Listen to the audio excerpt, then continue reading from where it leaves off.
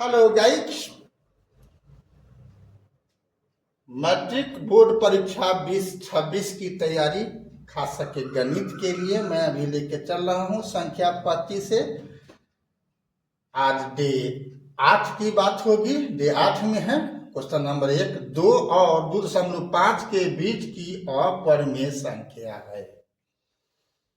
तो इसमें आपको देखना होगा कि किसका मान 2 और 2.5 के बीच में एक होगा।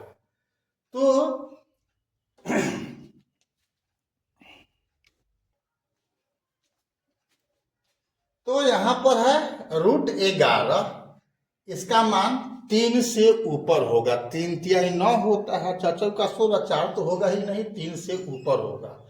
यहाँ 2.5 से हमको नीचे ही लेना है। 5 का, तो 5 का मान अगर दशमलव में निकालिएगा तो 2 दूनी 4 और 3 तिहाई 9, 3 तो होगा ही नहीं, तो 2 3 से कम हो रहा है और 2 से ऊपर हो रहा है, यानी यही बी हो जाने वाला है।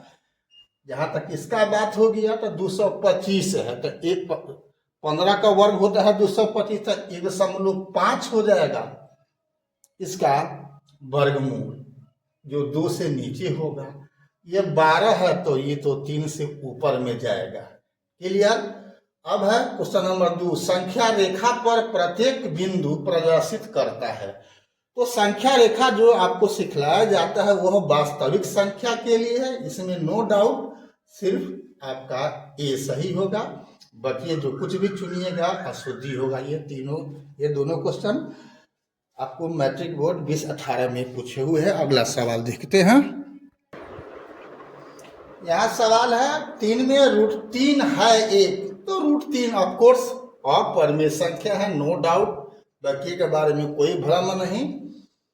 4 पाई बटा में 3 है, तो पाई एक अपरिमेय संख्या है, तो ये भी क्या हो जाएगा, अपरिमेय संख्या ही होना है। पाई में 3 से भाग करोगे फिर भी नो डाउट। अगला सवाल,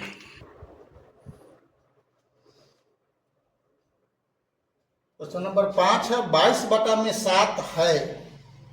निश्चित रूप से परिमेय संख्या चूंकि 22 बटा में 7 है, लेकिन अगर पाई दिया रहेगा तो अपरिमेय होगा। पाई का मान भी 22 बटा में 7 होता है, तो वह मान लिया गया है कि 22 बटा में 7 है, एक्यूरेट होता नहीं है, ठीक है ना। तो 22 बटा में 7 परिमेय है, याद रखना, लेकिन पाई अपरिमेय संख्या है। क्वेश्चन नंबर 6 है √81 बटा में 2, तो √81 का वर्गमूल तो 9 निकल जाएगा, बटा में है 2, 9 बटा में 2 एक परिमेय संख्या है, ये भी ठीक है। अगला सवाल देखते हैं। क्वेश्चन नंबर 7 है एक परिमेय और एक अपरिमेय संख्या का योग कैसी संख्या होती है, निश्चित रूप से अपरिमेय होगा। एक परिमेय या दूसरा अपरिमेय हो, इसका योग, घटाओ, गुना और भाग से बनी कोई भी संख्या अपरिमेय संख्या होती है, ठीक है, ये बात को याद रखना। क्वेश्चन नंबर 8 है प्रत्येक परिमेय संख्या होती है, एक प्राकृत संख्या नहीं, एक पूर्णांक संख्या नहीं, एक पूर्ण संख्या नहीं, सी में है एक पूर्णांक नहीं, डी में है एक वास्तविक संख्या, जी हाँ डी होगा, ठीक है। प्राकृत होता है लेकिन प्राकृत तो नहीं था। प्रत्येक परिमेय, कोई भी परिमेय संख्या की बात तो बटा में भी होता है, दशमलव में भी होता है, तो प्राकृत पूर्ण और पूर्णांक तो होगी ही नहीं, इसलिए कौन होगा इसमें, वास्तविक संख्या होगी।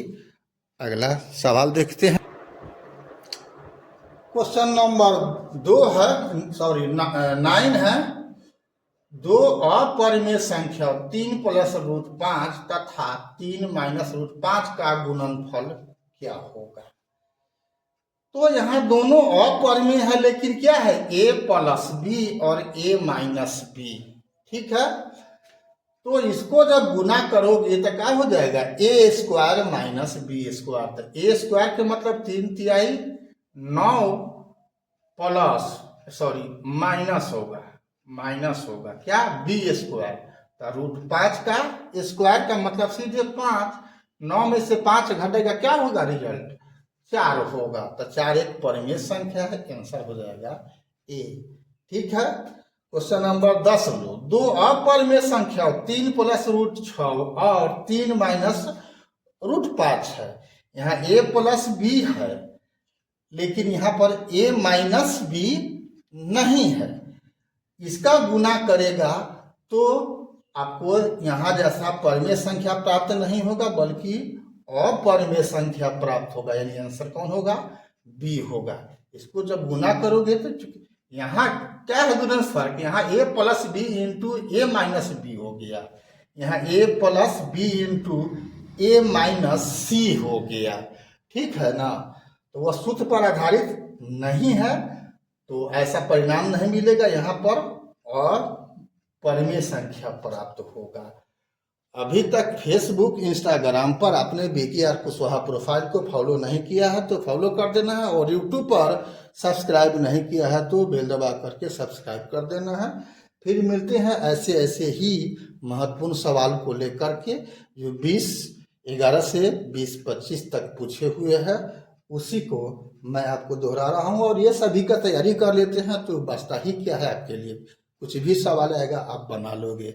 ठीक है, फिर मिलते हैं अगला वीडियो में, तब तक के लिए जय हिंद, जय जगत, जय भारत।